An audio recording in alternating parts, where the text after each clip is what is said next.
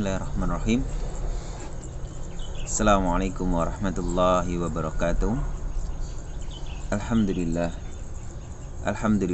rabbil alamin. Wassalatu wassalamu ala asrafil anbiya'i wal mursalin wa ala alihi wa sahbihi ajmain. Rabbi shrah li sadri wa yassir li amri wahlul 'uqdatam min lisani yafqahu qawli, amma ba'du. Allah Ta'ala bil Qur'an alim. A'udzubillahi minasyaitonir rajim. Bismillahirrahmanirrahim. Wal 'asr innal insana lafi khusr illal ladzina amanu wa 'amilus sholihat wa tawassaw bil haqq wa tawassaw bis sabr. Alhamdulillah, pagi yang cerah ini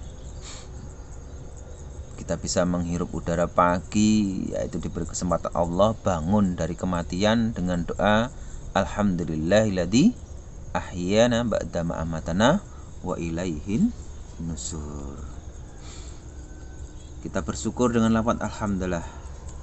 Dengan itu semoga setiap langkah kita hari ini dicatat sebagai amal ibadah oleh Allah Subhanahu wa taala, sebagai amal ibadah kita dalam hari ini kalau kita masih nanti ketemu dengan sholat-sholat berikutnya. Salawat serta salam semoga tidak henti dan tidak putus kita bersolawat kepada Rasulullah Sallallahu Alaihi Wasallam bersama keluarga, sahabat, tabiin, wa tabiin, dan orang-orang soleh yang senantiasa mengamalkan sunnah-sunnahnya hingga kita nanti bertemu dan menghadap Allah Subhanahu wa taala. Alhamdulillah, para santriwan santriwati yang dirahmati Allah Subhanahu wa taala, tidak ada yang salah kita mengajak pada saudara kita, tidak ada yang kurang dalam kita menasihati teman-teman kita, ya. Pertama, wa tawassaw bil haqq wa tawassaw bis sabr. Kita terus belajar, kita tidak henti-hentinya untuk bersemangat belajar.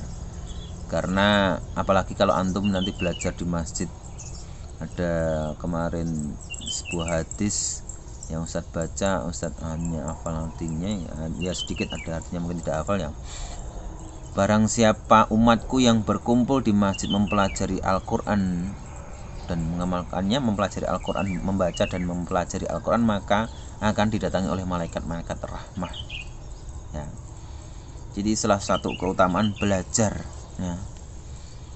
Apalagi ada hadis barang siapa menuju ilmu maka dia menuju jalan ke surga, ya. Kita tidak ada lelahnya ya anak-anakku yang dirahmati Allah, santriwan santriwati dimanapun antum semuanya berada, tetap semangat dalam kondisi yang seperti ini, untuk mengesampingkan keseharian antum yang mungkin masih banyak bermain, lari-lari ke sana, lebih semangat bergelombor pada teman-teman untuk main apa? Mabar ataupun apa istilah Ustaz? Kurang tahu Ustaz. Ya. Mabar atau bahasa anak-anak sekarang. Ya, jadi yang perlu kita ketahui, kita semuanya berada di ujung akhir zaman,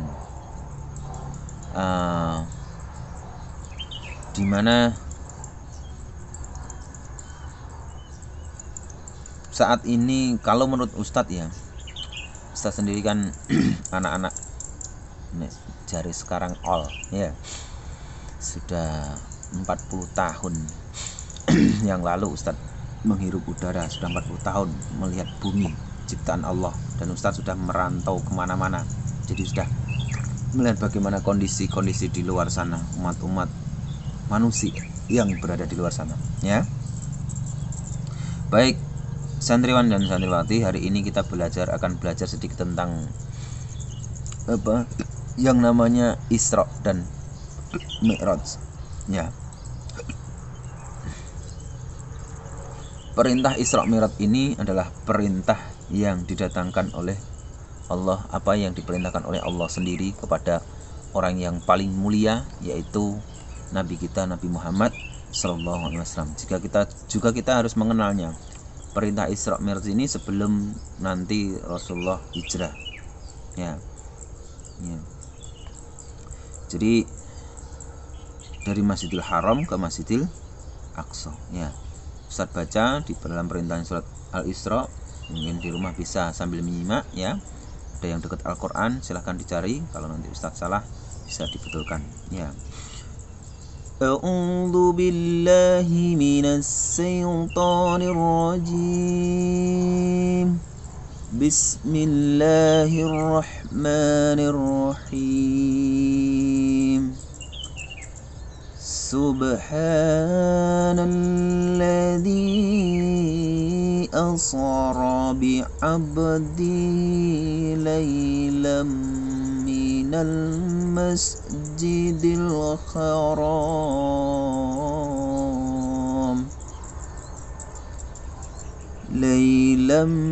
minal masjidil haram ilal masjidil aqsa alladzi barakna hawlahu linuriyahu min ayatina innahu huwas samiul basir.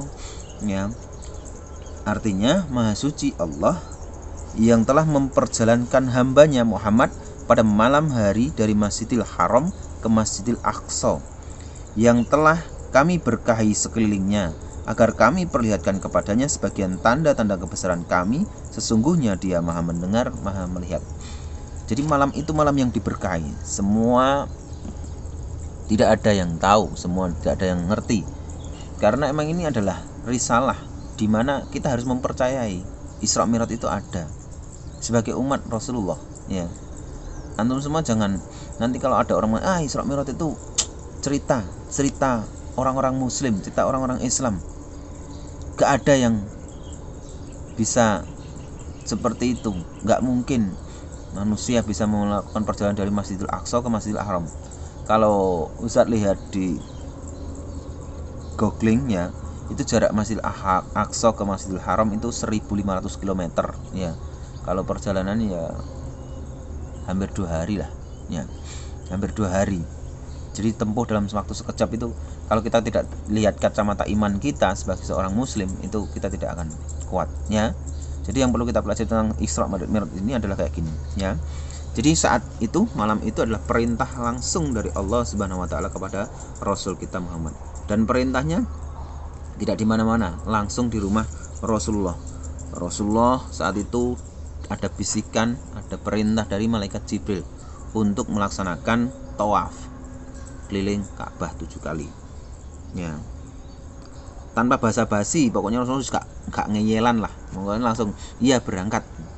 Kalau kita ada perintah seorang muslim, ada perintah Allahu Akbar, wah panggilan sholat, langsung berangkat. Jangan tunggu ngosek. Itu namanya kita masih kekurangan iman ya. Paham di situ ya. Jadi ini yang kita bisa itibak. Jadi langsung bergegas mengelilingi Ka'bah 7 kali, melakukan tawaf ya. Perintahnya tawaflah kamu di Ka'bah sebanyak 7 kali. Perintahnya Jibril, langsung dilakukan Rasulullah. Dan seketika setelah tawaf yang ke-7, maka berhentilah ada yang namanya hewan namanya buruk atau dari kata kilat ya. Hewannya lebih kecil daripada, hampir sama dengan keledai, tapi lebih kecil lagi ya. Jarak antara kakinya adalah sepanjang mata memandang. Antum sepanjang mata memandang berapa kilo? Ya. Ini Ustadz memandang sana sampai adalah hampir 500 meter lah lebih. Ya. Jadi sangat panjang antar jarak kakinya ya. Kalau cepatnya ya seperti kilat ya. Seketika sebetulnya buruk itu belum mau ditunggangi sama Rasulullah, tapi zaman malaikat Jibril, kamu tidak akan pernah ditunggangi oleh manusia paling mulia ya. Akhirnya buruk itu baru bisa berhenti dan baru bisa dinaiki oleh Rasulullah ya. Dalam sekejap setelah naik buruk, tibalah beliau di Masjidil Aqsa. Saat itu tidak ada orang yang pernah melihat Rasulullah, tidak ada yang pernah melihat Rasulullah ya. Karena ini adalah perjalanan Allah, perjalanan yang dipilihkan oleh orang-orang yang dipilih oleh sama Allah. Walaupun saat itu di Al-Aqsa saat dikepung pasukan Romawi untuk mengepung Aqsa. Jadi kenapa kita saat ini juga harus membela tentang Aqsa itu? Karena ini adalah sesirah kita, perjalanan kita untuk mengenal mana Al-Aqsa adalah kiblat pertama kali Rasulullah saat di Makkah. Ya, jadi kiblat pertama kali sebelum ada pergeseran ke Ka'bah itu adalah di Al-Aqsa. Ya.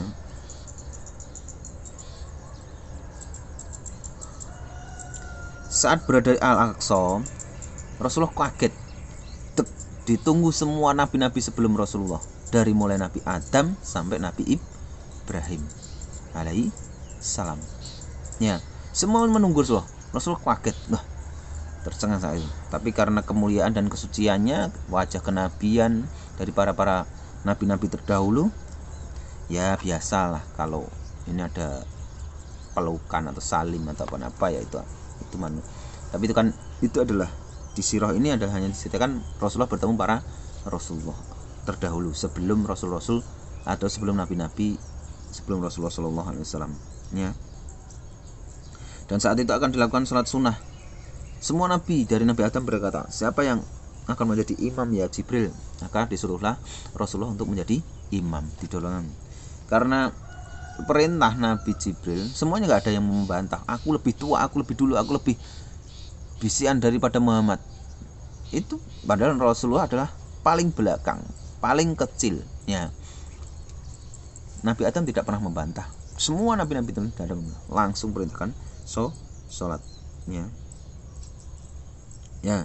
Terus ada kisah lagi setelah sholat, maka di situ disuguhkanlah 3 gelas. Yang pertama berisi air, yang kedua berisi susu, yang ketiga berisi khamr. Rasulullah disuruh milih. Ya. Jika minum air itu, maka Rasulullah dan umatnya akan tenggelam. Ya, jadi akan terjadi banjir ataupun bah. Ya. Kalau minum khamr, maka Rasulullah akan menjadi seorang pemabuk dan begitu juga umatnya. Tapi kalau mau minum susu, maka Rasulullah akan diberi petunjuk, begitu juga umatnya. Makanya kita, walaupun kita tidak ditunggui Rasulullah, tidak ditunggui Nabi kita Muhammad SAW, dengan iman kita, keyakinan kita bahwa kita sebagai umatnya Rasulullah, kita yakin baca Quran, sholat, sedekah, ya itu tidak ragu. Makanya antum semuanya kalau masih ragu dengan sampai enggak ada ya pahala ini, sampai enggak ada, apakah ini amal ini sampai enggak, itu berarti antum masih belum yakin akan kenabian Rasulullah Muhammad Shallallahu Alaihi Wasallam. Makanya kalau wakaf, kalau zakat itu ya full semuanya dikasih ya. Akhirnya dengan pertolongan Allah, Rasulullah dibisikkan memilih susu ya. Tapi Rasulullah tidak bisa melihat ini susu, ini sama warnanya karena ya. Dan dengan petunjuk Allah lagi, maka Rasulullah tangannya diarahkan minum sudah. Alhamdulillah kita semuanya umat Rasulullah terselamatkan berkat siapa? Rasulullah. Jadi sebelum kita ditulis ini, umat ini sudah Rasulullah dipertunjukkan dulu bagaimana umat-umatnya nanti akan digambarkan ya. Jadi kenapa ini untuk membantah kenapa kok perjalanannya ini dari sirah ini Al-Aqsa ke Haram ini, karena memang untuk memberikan suatu bukti kepada orang-orang kafir Quraisy bagaimana mukjizat Allah itu diberikan kepada orang-orang yang dipilih ya, sebagai warasatul anbiya. Kalau sekarang kan warasatul anbiya, sebagai nabi, sebagai rasul Allah yang terpilih, itu akan diberi mukjizat ya, atau biar akal orang kafir itu terkalahkan dengan ya. Setelah sholat, setelah perjalanan, maka dilanjutkan Rasulullah melanjutkan perjalanan, yaitu menuju langit yang ketujuh. Di pintu pertama Rasulullah bertemu dengan Nabi Adam. Dibukakan pintu pertama. Ini 1, 2 ke sana ya. Ya, di atasnya Nabi Adam memberikan salam ya. Terus saat di langit ke pertama ketemu Nabi Adam itu, Rasulullah diperlihatkan bagaimana arwah orang-orang yang bahagia itu berada di sisi kanan Rasulullah. arwah orang-orang yang sengsara itu berada di sisi kiri Rasulullah. Itu diperlihatkan seperti kayak itu. Jadi di dalam peristiwa ini juga Rasulullah dilakukan pembelahan dada, tapi nanti di pencucian lagi setelah yang pertama, ya. Terus naik lagi ke langit yang kedua, ya. Di situ Rasulullah ketemu yang namanya Nabi Zahya, Yahya dan Isa bin Maryam di langit kedua. Yahya dan Isa. Ya, di sana semuanya mengucapkan salam, membalas semua salam dan menyambut kedatangan Rasulullah. Silahkan ya Rasulullah, silahkan ya Muhammad, silahkan ya. Naik lagi ke langit ketiga. Di pintu ketiga Rasulullah ketemu Nabi Yusuf. Begitu Nabi Yusuf juga memberi salam penghormatan Rasulullah. Ya. Terus naik lagi keempat. Langit pertama tadi ya Nabi Adam. Langit kedua Yahya dan Isa. Nabi yang ketiga Nabi Yusuf. Yang keempat Nabi Idris. Ya. Yang kelima Nabi Harun. Ya. Yang keenam Nabi Musa alaihissalam, ya. Musa bin Imran. Setiap nabi-nabi yang dilalui itu memberikan penghormatan, salam, silahkan, ya. Karena tadi sebelum mereka diperjalankan, mereka melakukan sholat sunnah ini, mereka mengakui secara tidak langsung semua nabi-nabi terdahulu sebelum Rasulullah mengakui kepemimpinan Rasulullah sebagai nabi akhir zaman, ya, sebagai pimpinan para nabi. Jadi walaupun nabi terakhir, tapi Rasulullah SAW sebagai pimpinan para nabi, ya. Saat mau berangkat ke pintu yang ketujuh, ke langit yang ketujuh, Nabi Musa menangis. Ya teko, nyapa usah kok nangis? Ya Muhammad, kenapa ya Nabi Musa? Kenapa menangis? Aku menangis karena umat Rasulullah, umat Muhammad itu lebih banyak daripada umatku. Ya.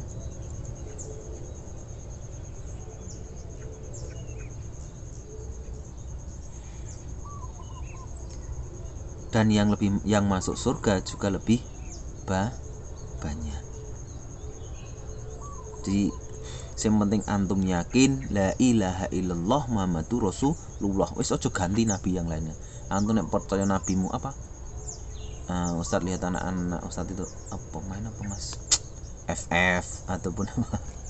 Nek ngasih antum menabikan keteknologian antum ngasih mempertuhankan ke IT-an antum, hancur antum. Antum boleh cerdas, boleh pintar, boleh apa, tapi tetap Rasulullah adalah nabi kita, ya, paham ya?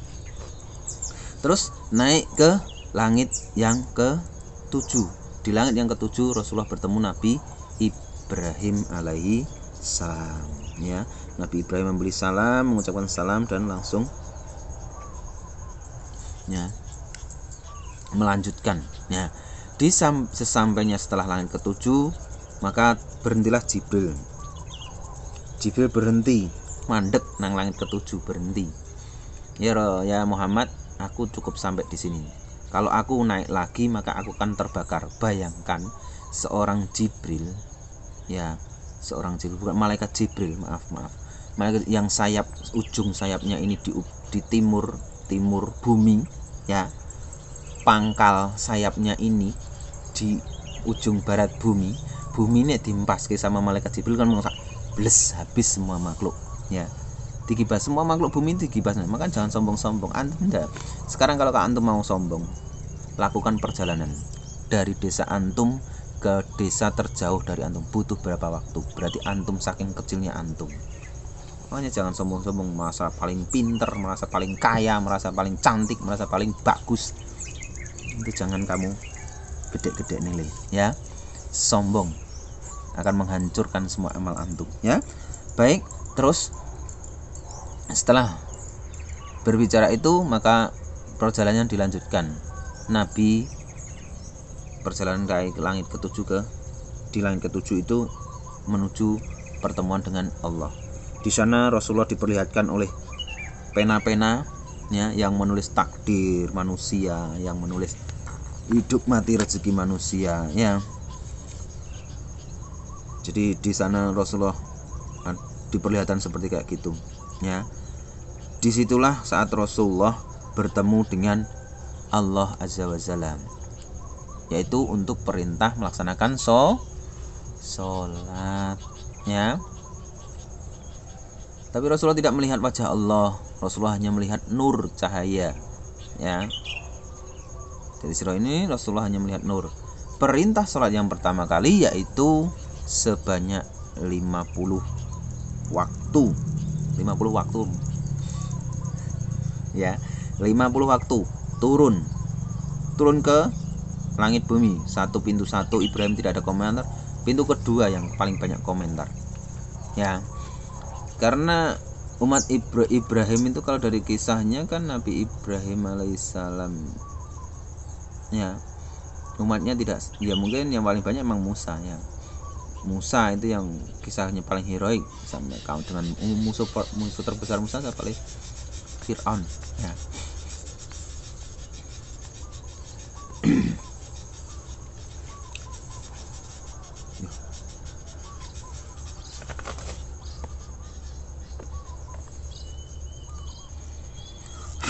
Bertemulah dengan Nabi Musa.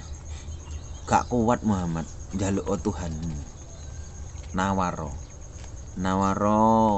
minta keringanan, ya. Terus Nabi Muhammad naik lagi ketemu Allah. Dikasih keringanan 10 waktu. Jadi 40. Turun lagi ketemu Musa. Gak kuat, minta lagi keringanan, minta lagi kepada Allah keringanan, ya. Sampai berulang kali, setiap diturunkan 10 terus sampai ketemu Musa, terus gak bakalan kuat umat ini, ya. Akhirnya sampailah turun yang ke-5 waktu. Sebetulnya 5 waktu ini masih disuruh menawar sama Musa, minta tawaran lagi. Tapi jawab Rasulullah, aku malu kepada Tuhanku, sudah memberikan dan aku ridho apa yang diperintahkan. Makanya terus ada bisikan dari Allah, engkau telah menerima perintahku dan engkau telah meringankan para hambaku, ya. Jadi 5 waktu ini seandainya Rasulullah itu menerima yang 50 waktu, insya Allah kita juga akan melaksanakan yang 50 waktu, ya. Dan cerita itu tidak ada yang setelah itu Rasulullah juga kembali lagi ke kehidupan normal dan bertemu dengan orang-orang pembesar orang-orang Quraisy, ya. Singkat cerita, setelah perjalanan selesai, setelah sholat ini, ya juga tadi juga pernah saya sampaikan pembelahan dada, pencucian dada yang kedua, ya. Bertemu orang-orang, nggak ada yang percaya orang-orang Quraisy, dasar orang Quraisy sampai sekarang juga nggak bakal, walaupun iman mereka ada sekecil ada keyakinan ke Rasulullah, tapi mereka tidak pernah percaya, ya. Disuruh menceritakan sedetail mungkin seperti Aqsa itu seperti apa, walaupun sudah diceritakan, tapi orang-orang Quraisy juga tidak ada yang percaya. Itulah hebatnya orang-orang Quraisy, tidak ada yang percaya walaupun kebenaran itu ada, ya. Baik, ya, mungkin itu yang bisa saya sampaikan di pertemuan kali ini. Mudah-mudahan Isra Mi'raj ini bisa menjadi pelajaran kita bagaimana orang yang sangat mulia itu sudah memikirkan kita. Makanya ayo belajar sholat yang rajin. Hanya kita 5 waktu, subuh, duhur, asar, maghrib, isya. Nek sholat ojo buru-buru. Pemuda yang datang ke masjid lebih awal itu akan dicintai Allah, mendapatkan naungan Allah di hari yaumul kiamat, itu ya. Dari Ustadz sekian sirah ini, mudah-mudahan menjadi pengetahuan kita semuanya dalam menempuh sebuah ilmu dan sebuah menjadi ladang amal kita dalam melalui hari ini. Mudah-mudahan kita semuanya selalu dirahmati Allah dan kita selalu diberikan kesehatan oleh Allah Subhanahu wa taala. Ya, dari Ustadz cukup sekian. Kita tutup dengan doa kafaratul majelis. Subhanakallahumma wa bihamdika asyhadu an la ilaha illa anta astaghfiruka wa atubu ilaik. Assalamualaikum warahmatullahi wabarakatuh.